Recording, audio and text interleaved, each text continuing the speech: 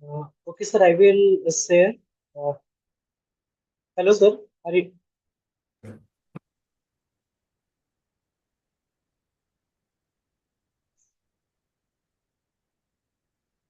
can you listen me, sir? Yes, sir. I'm able to hear you. Okay, sir, I will share. Uh, Hello, sir. Yes, sir.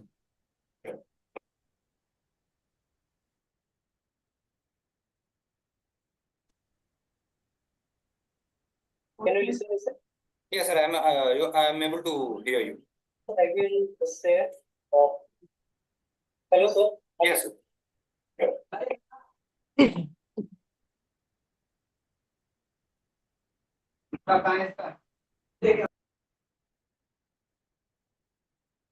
I'm able to hear you.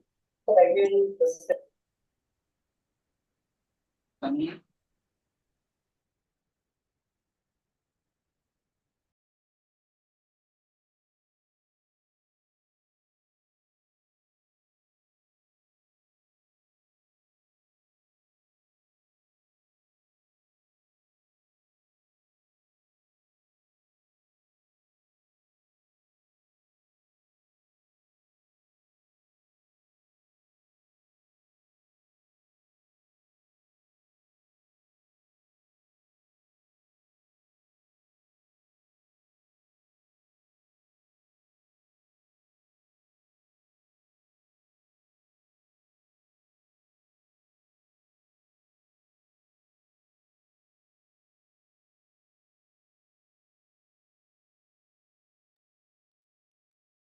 Hello.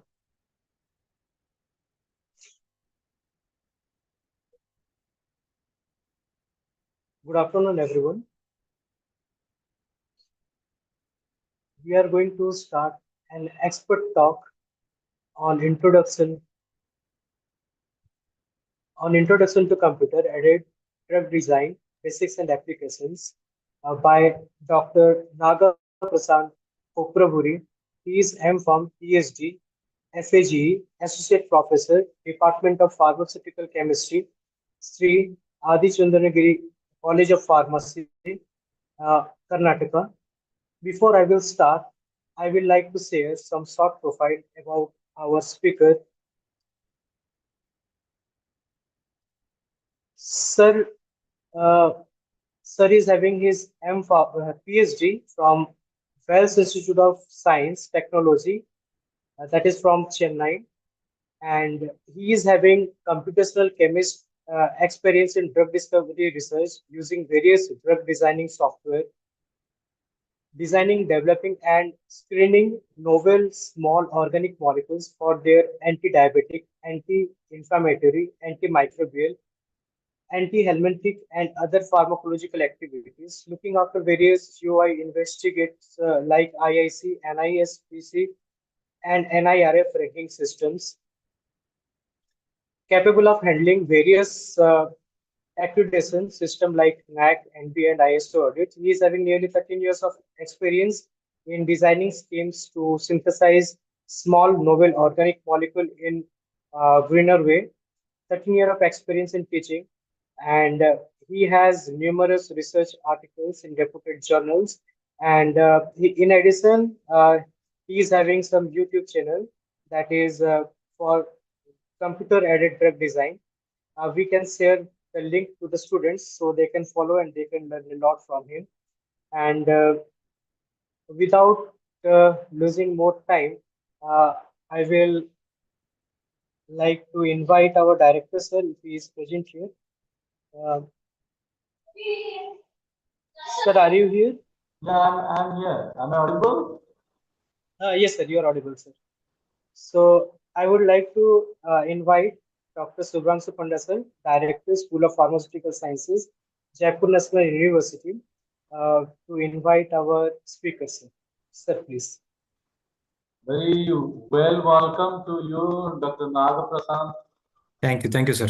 And it is nice to meet you over the virtual mode. Yes, sir. And I have heard your vast experience of research and specialization, particularly to handle the computer the drug design. Yes, sir. So we hope that being the part of Jaipur National University, and our student will get more exposure on the topic.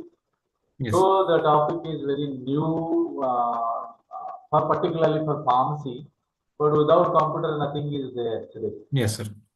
And in future, I hope the artificial intelligence will take over all of us. So how to bridge the gap between the technique and technology, that we are interested to heard from you. Yeah. And I'm not wasting my time. I will be anytime any query will be there. I will ask you. I am very eagerly awaiting for my query part also. Yes, sir. Please, sir. So over to you, sir. Please carry on. Yes, sir. So with the nice introduction from the director of JNU and the coordinator of this program, Simanchal Panda, sir. So shall I start sharing my screen, sir?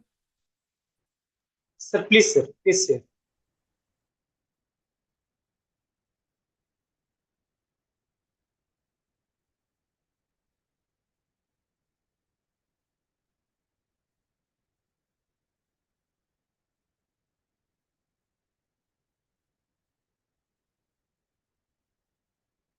Sir, can you see my slides? Yes, sir, we can see your slides. Yeah, done. So welcome to each and everyone who are here for this talk, a technical talk, which is going to enhance your skill. As already mentioned in your flyer, the topic of today's session is Introduction to Computer-Aided Drug Design, its basics and few applications. So I'm going to go through only the basic level.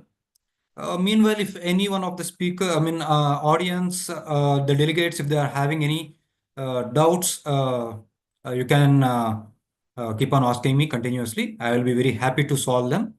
And with this, I would like to start today's session with a beautiful quote that research is to see what everybody else have already seen and to think what nobody has taught.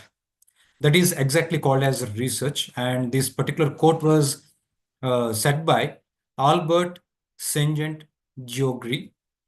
And uh, with this, I would like to show you one more news article. Okay, like in the year of 1981, a very well-known a magazine, that is a Fortune magazine, has published one cover article with the title "The Next Industrial Revolution: Designing Drugs by Computers at Merck." That's what the cover page of that same can be seen here. The next industrial revolution, designing drugs by computers at Merck. This is the very first time where everyone heard that, oh, that drugs can be designed by using computers also, that is without chemicals.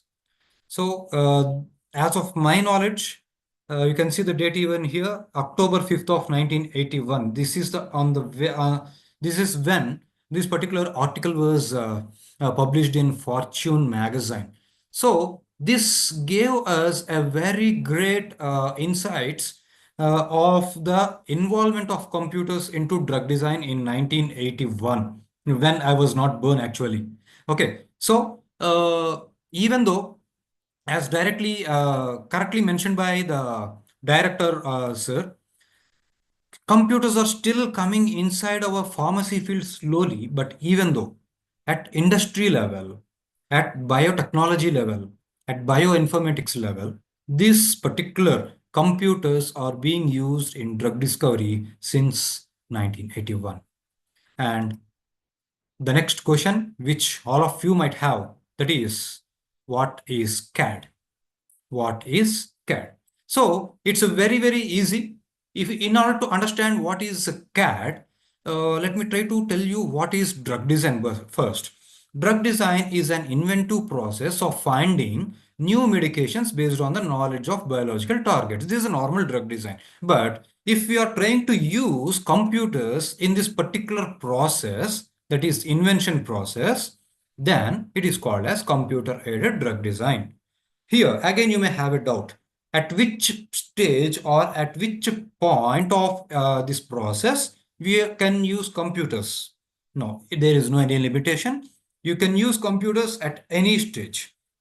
Maybe while trying to design them, that is, draw the structures, maybe to convert them into 3D, maybe whatever it may be. But any point of time, if you are using computers, then it can be claimed as computer-aided drug design. Okay, so with this understanding of computer-aided drug design, let me show you next to two slides a comparative drug discovery and development process with computers and without computers. Now, what we are going to see right now is without computers. So, without computers, how was the drug discovery and development process? So, obviously, the first stage is identifying the disease and followed by isolation of the protein, which is exactly either causing or involving in the disease. Every time there is no need that we have to isolate a protein which is causing that particular disease. Sometimes which is involved also will be very helpful for us in identifying a very best drug in treating for that particular disease. And next is finding and synthesizing few drugs or drug candidates which can act against that particular protein, and it may take until 2 to 5 years of time. Okay, and next is after synthesizing, purifying, and spectrally confirming that these are the structures what we intended to design or synthesize. We are going to the next step, that is preclinical testing, which may take around 1 to 3 years again. So here, if you can see, the first step is having 2 to 5 years. Here again, 2 to 5 years, and preclinical studies again 1 to 3 years. And next is scale up and formulation. Immediately after that, we are about to file for IND, that is investigational new drug. And after getting approval from IND, we are going to start a human clinical trials, which may take from 2 to 10 years. Obviously, we can never complete this particular thing within 2 years. So minimum timeline what we may take for this is 8 years. And after completing human clinical trials, and if we find nothing abnormalities or toxicities, then we will file for NDA, and we will get FDA approval, which may again take until 2 to 3 years. And then your particular drug is ready to be sold in the market. So this is such a lengthy process, starting from identifying the disease and it to release the same drug into the market. So what if computers are involved into this particular drug discovery process? As what you are seeing on the screen right now is the process without computers. What if we have used computers? Let us try to see that process too. Sir, hope I am audible. Yes, sir, you are audible, sir. Yeah, thank you, sir. So now let us try to see what's the process of this drug discovery in presence of computers. So, yeah. So the technology impact on our drug discovery process. Of course, obviously, the identification of disease doesn't require any computer. It's just our own thought process. And for isolating the proteins, we can use genomics, proteomics, and bioform. And potentially, we can produce more targeted, personalized drugs too. And in later stage, we can use HTS, that is high throughput screening, where we can screen around 1 lakh molecules in a day. See, it's a very huge number. 1 lakh molecules can be screened in a day means it's really a great task. And virtual screening is to predict activity by using the computers, and next by using combinatorial chemistry, we can try to prepare more number of compounds at a single stretch. In few conditions, it is also called as one-pot synthesis, but one-pot synthesis is completely manual. If you are trying to use the technology of how to design the steps, and if you are doing, then it is called as combinatorial chemistry. in combinatorial chemistry, we can synthesize a bit more number of molecules even in comparison with one-part synthesis. And next one is molecular modeling, where by using molecular graphics and models, we can try to improve the activity. By using such molecular graphics and models, we will try to alter the structure of the drug so that we may try to assess or we may try to attain more potency. And next, the main purpose of doing preclinical studies is to identify initial ADME properties, of course, toxicity. So these particular ADMET, that is absorption, distribution, metabolism, and excretion, along with the toxicity, can be done in silico using various web servers and tools. So with this impact of technology into the process of drug discovery, we are trying to use technology starting from isolation of the protein until preclinical studies. Of course, even after preclinical studies, if you want to go to human trials, there also we are using some technology, but those technologies are related to IT, information technology, and management of the data. Those are nowhere related to the drug discovery process. That's why we didn't mention such things over here. So with this introduction of drug discovery process with the technology and without technology, hope you understood where and all we can use computers and softwares and tools and web servers, whatever it may be. I'm proceeding with the next. Why CAD? Of course, we came to know what is CAD and what exactly CAD can do to our drug technology or drug discovery process. But again, a small question, why we have to use CAD? That is, what benefit I am going to get if I use CAD? For that, again, the answer is very, very easy. That is, drug discovery today are facing a serious challenge because of increased cost.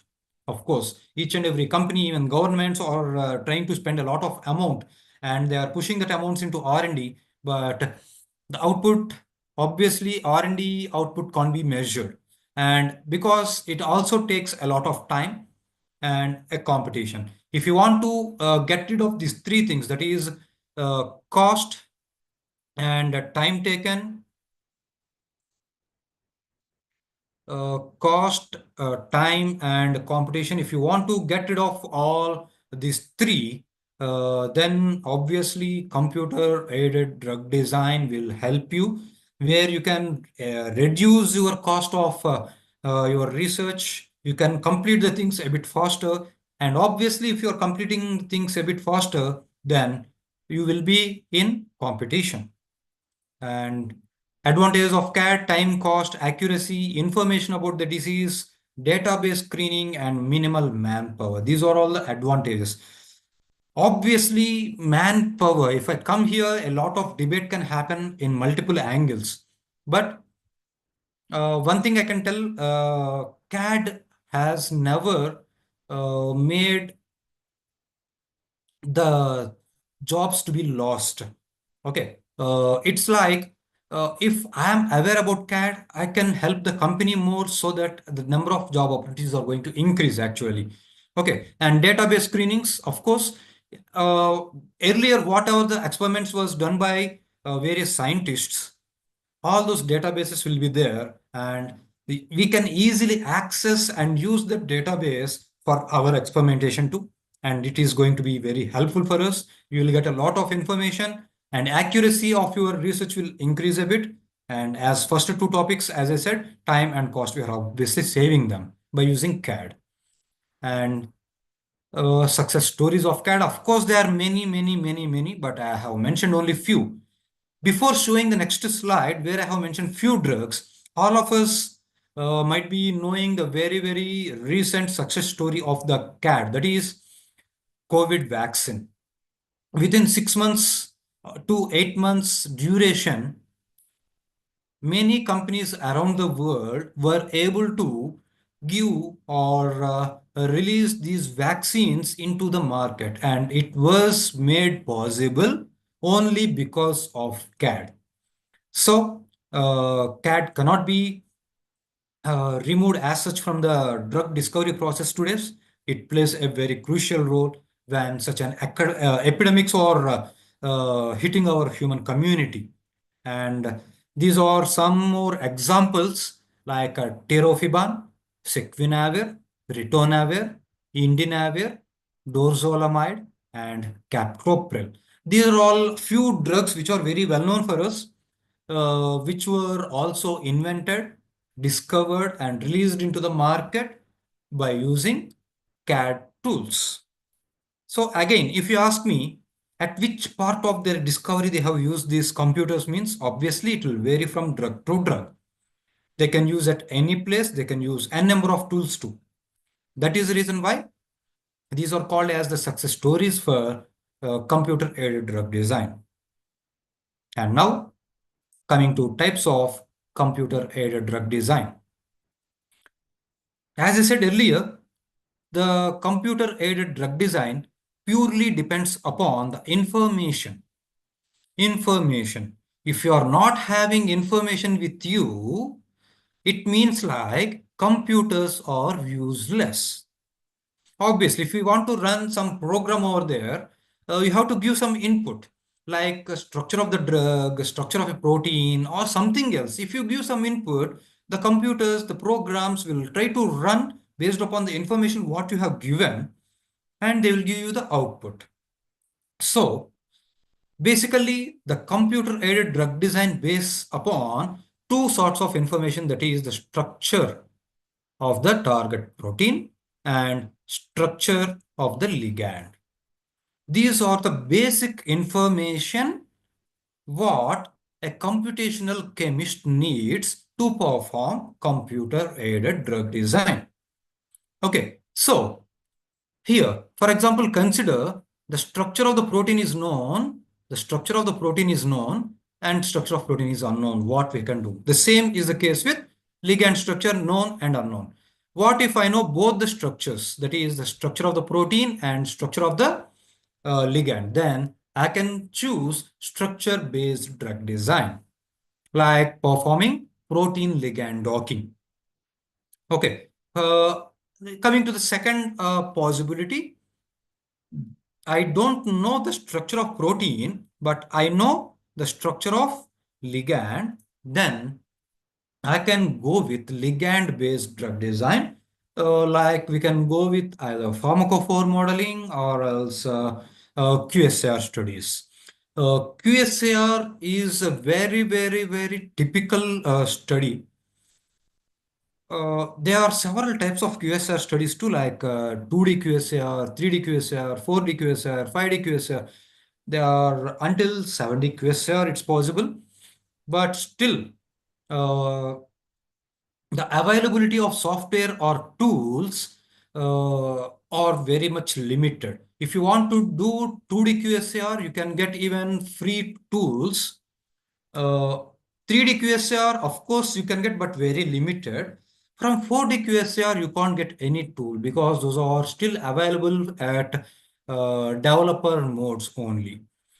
So coming to the next possibility, that is the target protein is known, but the ligand structure is not known, then I can perform de novo drug design.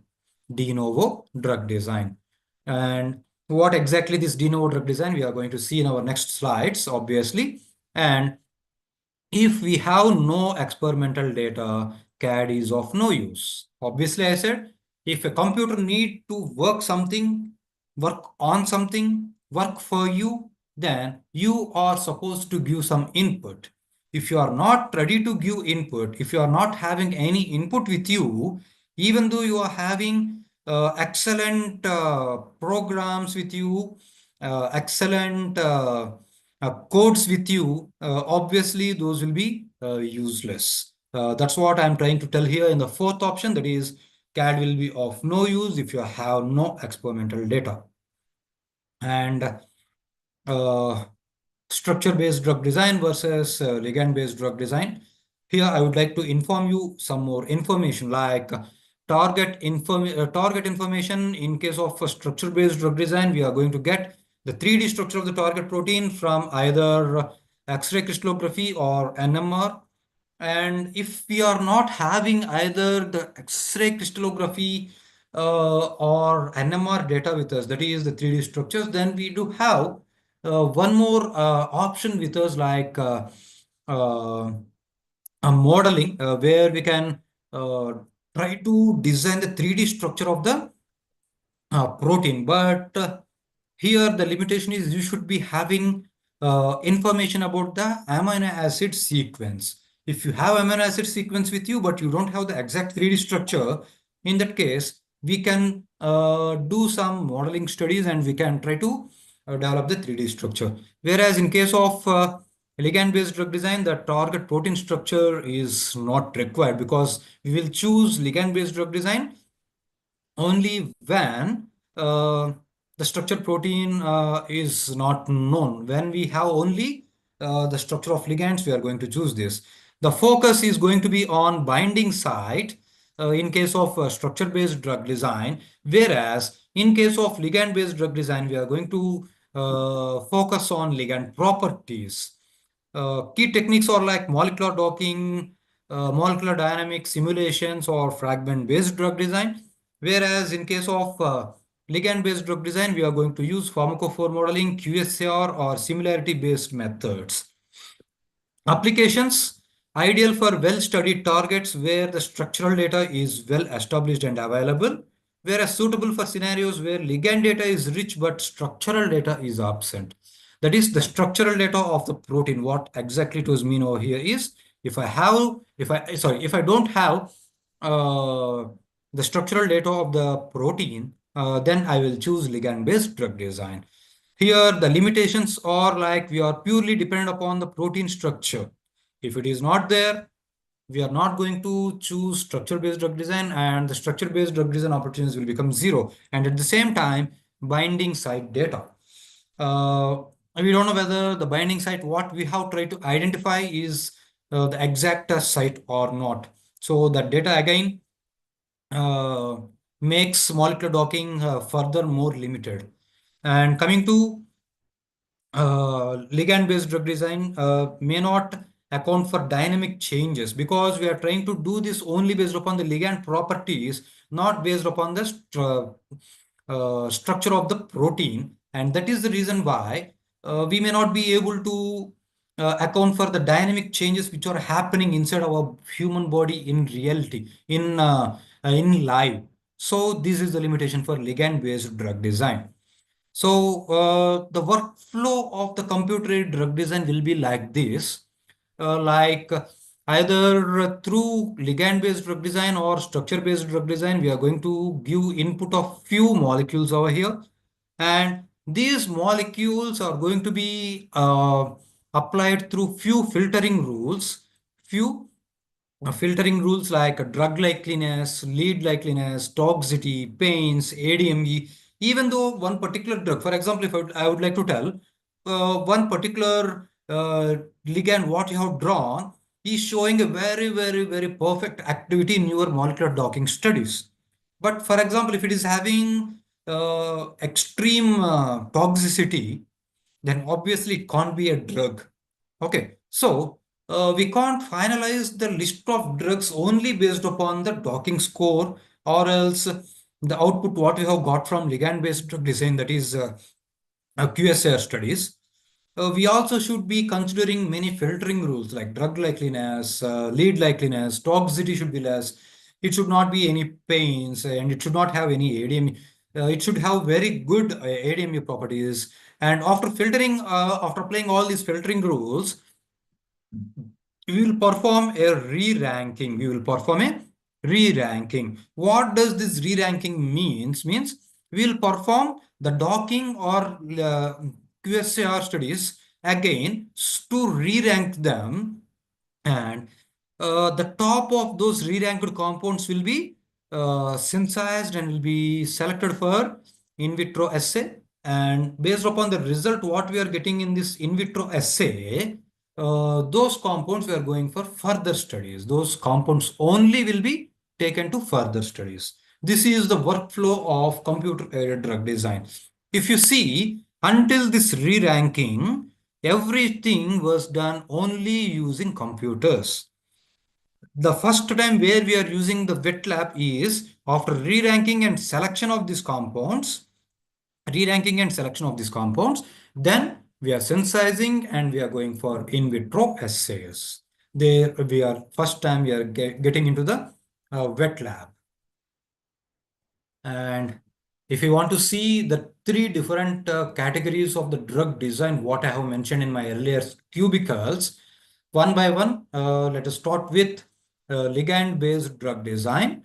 So ligand-based drug design obviously relies on the knowledge of the other molecules that is markedly available. Already, for example, if I try to identify or discover a drug for hypertension, I should be in a position to choose the molecules which are already into the market and which are already in market, which are not withdrawn away in the market in between, and which are also able to target the same protein or enzyme or receptor which you are intended to target. So I have to list out them, then only I can do this particular uh, ligand-based drug design.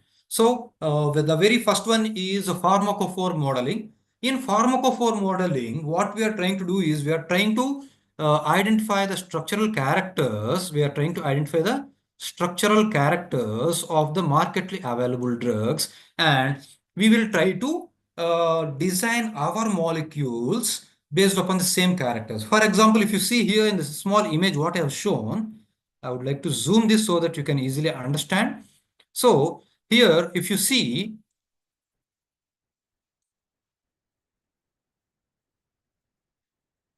here this particular roundings, whatever it may be, that brown color, which means this is aromatic. Means whatever drug I am trying to design should have aromatic moieties over here. If I see here a green color was there, here the green color means hydrophobic group. So here I should have an hydrophobic group. The same, if I see here some see green color, it means an hydrogen bond acceptor, which means I should have a hydrogen bond acceptor over there. So like this, I'm going to assess, sorry, I'm going to assess the common features of markedly available drugs, and based upon that I'm going to try to uh, design my particular drug. Based upon that I'm going to develop a pharmacophore, and based upon that pharmacophore I'm going to design one by one ligands. And this is here, what I'm showing here is nothing but a pharmacophore. Here what I'm trying to show you here is a pharmacophore, sorry. This is a pharmacophore which was developed based upon the information which we have got from market available drugs. And the same again here, you see, these are the three drugs. If we see at this particular position for all three drugs, there is an aromatic moiety. Here too, the same again, an aromatic moiety. Here there are hydrogen bond acceptors. Here also there is an hydrogen bond acceptor. And here we do have hydrogen bond donors, that is nitrogen over there. Based upon this blue color, we could be able to guess. So like this, I will try to describe my pharmacophore, at which position what sort of moiety should be there, whether it should be lipophilic, hydrophilic, hydrogen bond donor, acceptor, whatever it may be. And based upon that, I am going to design my ligands. So this is about pharmacophore modeling. And coming to the next thing, that is quantitative structural activity relationship. As I said, there are multiple types of structural activity relationships, like 2D, 3D, 4D, 5D, 6D, and 7D. Of course, the example what I'm showing here is a 2D QSAR. In 2D QSAR, the scientist is supposed to develop an equation like this, where log 1 by c is equal to blah, blah, blah. What we are going to write?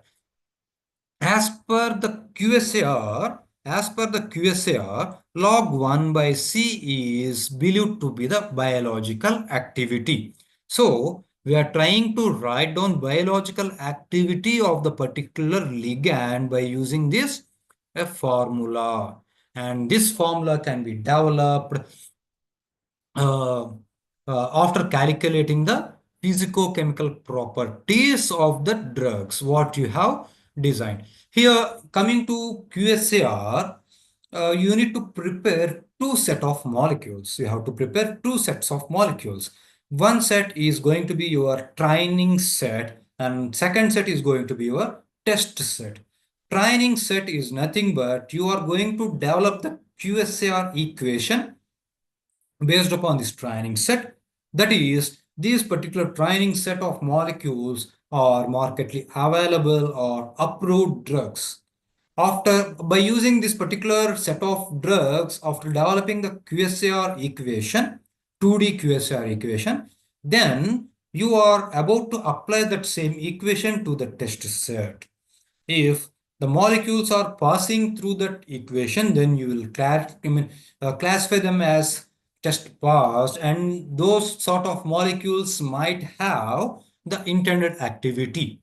That is, the particular molecules which are passing that equation or qualifying that equation can interact with the same enzyme or protein or receptor which this training set molecules are interacting. So this is called as ligand-based drug design, in which especially QSAR. Hope the things are going fine, sir.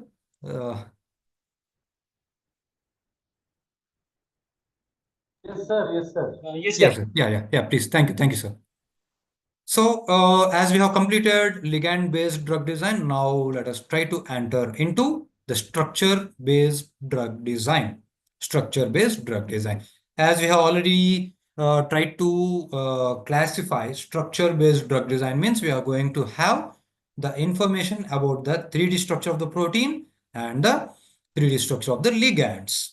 We do have the information of both. And as I said, we are going to get that particular 3D structure of the protein either by using XRD, that is X-ray diffraction studies, or else electron microscopy, or else NMR. Okay, if not, as I said in my introduction slide, I know the amino acid sequence of the protein which I'm going to target, but I don't have its 3D structure. Then I can use homology modeling. Sorry, I can use homology modeling. And this homology modeling helps you in creating 3D structure from the amino acid sequence. From amino acid sequence, you will be in a position to create a 3D structure. How you can do that? By using a template. Initially, the major requirement in order to perform this homology modeling is two things. First thing, the sequence of amino acids for your target protein, and second thing is a similar looking template. By using this template, we will arrange our known amino acids into this template. We will replace every amino acid and we will retain the structure. And after that, after retaining structure, obviously we will run few stability studies of the developed template. And so few changes in the structure also may happen. And at the last, we will get a perfect stable 3D structure of the protein. So for doing this all, we need interactive graphics. We need intelligence of medicinal chemist, obviously, and various automated computational processes. That's what I said. We will test their stability and all, for which again an highly qualified computation infrastructure is required for that again. So this is about homology modeling. So by using homology modeling, we can generate the 3D structure, if not directly through experimental studies like XRD, electron microscopy, or NMR, we can again get our 3D structure of the protein. So coming to the next step, after getting 3D structure of the protein, what we are supposed to do is binding site identification.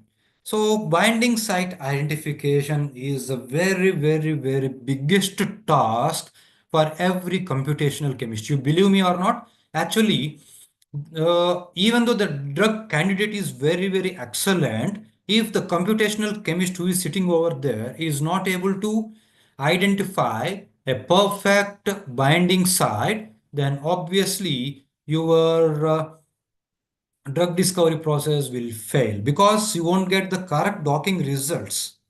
So if you are not getting correct docking results, obviously you believe that your drug candidate is not potential. So uh, identifying this binding site is very, very, very much essential. There are two things what a computational chemist can do here at this place.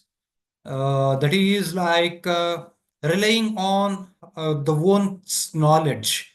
So, for example, if I'm working since many years on a particular protein, obviously I will have some sort of information and some sort of knowledge about that protein, and so I will go ahead with my knowledge. For example, consider I have started working on the particular protein today only. Obviously, I have no uh, idea about the binding sites, anything. So then we can use some computational programs which will try to identify this particular binding site. So after identifying this binding site, then we are about to perform docking by using various programs again. Okay, for performing this docking, of course, until now we have studied the 3D structure of the protein and we have tried to identify the binding site where our designed ligands are about to bind into that particular protein. And at the same time, we should have with us the 3D structure of the ligands too. In order to get this particular 3D structure of the ligands, either we can draw them by our own with the knowledge what I am having, or else I can try to download them from many chemical databases like PubChem, ChemSpider, and lot more. Why I have mentioned only these two is because these two are free databases where everyone can download the 3D structures of the ligands. And this is how the program, whatever it may be, will work. We are going to give input to target protein and 3D structure of the compound into a docking program where the docking program tries to develop a complex, and for this particular complex, it also tries to identify how stable the complex was. In other words, like I can also tell like how perfectly the ligand or the compound what we have designed is able to bind with the target protein. So that particular information we can get from scoring and ranking. Through scoring, there are various scoring functions. There are various scoring functions. Few will be proprietary for particular those. For example, if I want to tell Schrodinger, a Schrodinger software uses their own scoring function, whereas Autodoc uses a simple genetic algorithm for scoring the ligands. So there are multiple scoring functions and ranking functions too. By using them, the docking program will try to assess the docking capability, and the docking capability will be spoken in terms of score, and based upon the score what that particular complex has got, it will be ranked in an order. It will be ranked in an order. So this is called as scoring and ranking, and this is how exactly it looks. For example, I have given an input of 125 ligands to a docking program. Okay, and now here E bind is nothing but the docking score. This particular docking score is calculated based upon the binding affinity, based upon the binding affinity. So this binding affinity, that is nothing but E bind, a score will be developed, and based upon this score, all 125 ligands what I have given as an input to the docking software, it will keep that into a ranking, rank 1, 2, 3, 4, 5, and so on.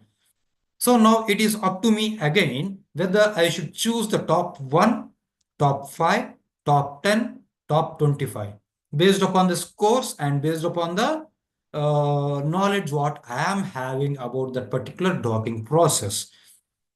Okay, and with this, these are the few softwares through which I can perform docking, like a dock, which is a paid one, Autodock, which is a free one, and FlexX, again a paid one, Gold, a paid one, a Glide, which is also a paid one. Here I have tried to show only very few softwares. Now, today in the market, we do have uh, docking softwares or tools in double digit. Okay, maybe if I'm not wrong, it might have even went to triple digit too. Okay, so but how I am going to choose the docking program for my docking studies purely depends upon the knowledge of the computational chemist. Okay, so what sort of things he is expecting, what sort of options or programs or scoring functions or ranking programs they are giving in their docking program. Each and everything need to be analyzed before we are about to select a particular docking program. So next, coming to the next type, that is third type and last type of drug discovery, that is de novo drug design. We will choose de novo drug design when I know the 3D structure of the protein, but I have no information, no clue about the structure of ligand. In such a case, I will choose this particular de novo drug design. The meaning of de novo is nothing but from beginning. As you are starting from the scratch, then you can use the word de novo. Okay, so instead of reading here more, I would like to show you a simple graphic what I tried to develop. Of course, I have got these images from Google. It's not my own credit. So for example, consider this is the 3D structure of the interactive site of the 3D protein, what I know. I know the 3D structure of the protein. In that particular 3D structure of the protein, this is the site where my ligand is supposed to go and bind. So, into this particular interaction site, I will try to keep the key molecules or atoms where they are supposed to bind like this. So I am going to fit the fragments. Here I'm supposed to give an imidazole ring here. Sorry. And pyrrole can be fitted over here, and benzene here and cyclohexanone over here will be best suit for me if I want my upcoming to be developed ligand should show a perfect activity. Then what I will do in my next stage, I will try to bridge them and I will try to develop a ligand. So you can see I didn't have any ligand structure with me, but even though I tried to develop a ligand structure over here by using the 3D structure of the protein or active site what I'm having with me. So this is called as de novo drug design. And obviously, wherever we go, we do have challenges, right? It doesn't mean that as I'm using computers into the drug discovery process, the process become very easy without challenges. No. That's a very wrong conception. So I would like to show you few challenges what a computational chemist faces. The very first thing is the accuracy of the scoring functions. Even though I have developed a very excellent scoring function, but what is its accuracy? How exactly, how exactly it matches with the reality? Obviously, that matters. That's why accuracy of the scoring functions always matters a lot. And handling of a flexible protein. 99% of the articles, research articles, what we are able to see today in field of molecular docking, they are trying to do rigid docking. rigid docking. What does it mean? Means the structure of the protein is set to a rigid thing. The structure of the protein will be very rigid, it won't be flexible. Uh, in our programs, we do have such options. Why scientists are trying to make this particular protein rigid instead of flexible is because flexible protein, if you want to handle a flexible protein, you need an unimaginable computational power with you, which 90% of the scientists won't have. Especially we in academics, we should do the docking in our laptops, where handling of the software itself is difficult. Then forget about handling flexibility of the protein. So uh, that is also a very important thing. Even though we have few softwares which can handle a flexible protein, but infrastructure again, very great concern. Data quality and quantity. More the quantity of data you give, and if high the quality of the data what you have given, and more accurate your results are. As I said again, and repeating the same, computers try to analyze the data what you are giving. If you give more data, high quality data, obviously you will get a better output. So now the concern is, do we have that much quantity of data with us? No. And what is the quality of the data? Again, it's a question mark. And next, in all first three cases, I repeated the same: computational resources. Okay, we need a large, heavily powered computational resources in order to perform this particular computer-aided drug design at a very high accurate level. And with this, the summary of today's session is: computer-aided drug design is an efficient way of drug discovery through which one can save time and money. Even though this method has some limitations, like sometimes repeatability of the results through in vivo and availability of experimental data. Obviously, experimental data availability is very much required, even though I am going through the computational drug discovery process. And with this, thank you for Jaipur National University for giving me this opportunity. As in my introduction, Simanchal Panda sir said that I am running an YouTube channel, especially for computer-aided drug design. On my slide, you can see the channel link, the YouTube link, which you can follow, and you are always open to ask questions over there, and I will be keep on responding to them based upon my time constraints. So with this, I would like to uh, hand over the session to the organizer. If a few questions are there, I will be very much happy to answer them. Thank you. Thank you. Thank you very much, sir. So there is actually a few questions from the audience side also. Yeah, please, sir. Uh, what are the parameters we need to understand before drug design using CADD? Sir, here this is very broad question actually. The parameters what we should be able to understand means a lot more sorts of parameters we should be in a position to understand. First of all, as we are addressing computer-aided drug design, we should be in a position to assess whether we do have such a computational capacity with us. So I'm having a simple computer with me. I will perform computer-aided drug design means may not. All the times it may not happen. So in that case, you should be in a position to assess what sort of protein you are taking, what is size of that protein, and what is its resolution. Everything matters. So these are all the parameters what we need to consider. And what parameters I said right now are very minimal. Still further, there are many parameters, sir. Thank you, sir. Yeah. Thank you for the wonderful session. And we are very much delighted that you come to our expert talk and you delivered that one.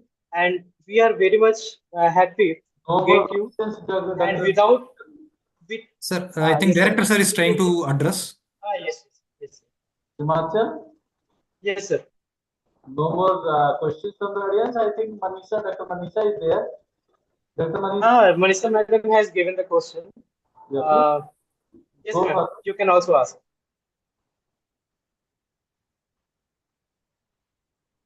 Because the expert is there, if you want to ask, he is highly delighted. And then only we can see, yes, we have grasped some of the knowledge, right? Yes, sir. So my humble request is again to the Dr. Naga Prasad. Sir. If possible, can we keep one session with the hands-on training, like how to use the Schrodinger for the basic, because our teachers they know, but Okay. for the students we want to make it. So we can have one session, no doubtedly, but which software we are about to use for Like this you hands-on said, no, matters? AutoCAD is a free version. AutoCAD we can have obviously, and Yes, Autodesk Vina also we can have. We can have Pyrex. All these softwares are free, open source, so we can obviously use and we can have a session, obviously, sir. like we are conducting some Excel sessions. Yes, sir. Yes, sir. The same way, just to give the basic path for the applications, how to enter, how to draw or True, design, true, true. and how Yes, to sir. compute the data. That type of sessions I am demanding from you. If you Sure, are sir. happy Sure, for sir. Sure. this, We can have, sir. any more questions from the audience, Dr. Simanchal? Yes, sir. We have asked the question, and actually, last question we want to ask: what is the role of pharmacophage in drug design? Pharmacophore, if I'm not wrong. Pharmacophore. Ah. Sir, actually, pharmacophore is the uh, skeleton of any drug which actually tries to give the activity at that particular site. So earlier, we used to do a lot of studies, chemical studies, in order to identify what is the pharmacophore over there. Like if we go to chemistry of natural products, we do perform n number of tests, keep on performing some tests in order to identify what is the pharmacophore. So now, in coming to this particular computational studies, without doing any chemical tests, if you are able to identify pharmacophore, based upon the information what the drugs that are released into the market, then we can develop a skeleton of that particular for that particular activity, for that particular protein or enzyme or receptor, so that we will in future we can easily derive the structures or derivatives from that pharmacophore, and we can try to go further studies. So pharmacophore is nothing but a skeleton, sir, to be very clear. Okay, thank you very much, sir. With a Yes, sir. very short time, you have joined and you have shared your knowledge, and this will definitely helpful for our students. And this is a record session. The students are undergoing different examinations. So Okay. we have recorded the sessions, and we will share those students. And thank you, sir. Thank you very much. Thank you very Thank you. much for Thank your you. Thank you attention. for giving me the opportunity, sir. Thank you. With the yes, sir. Please, Thank you, sir. Thank sir. you. Want to tell, sir? Thank you, sir. Directly, sir. Please. Thank you. We'll be in touch. Yes, sir. Okay. Yes, sir. Surely, sir. We will, sir. Thank you. Thank Yes, sir. you. With the permission of the chair, we Yeah. are going to end the session. Yes, sir. Thank Thank you. you, sir. I'm leaving. Okay.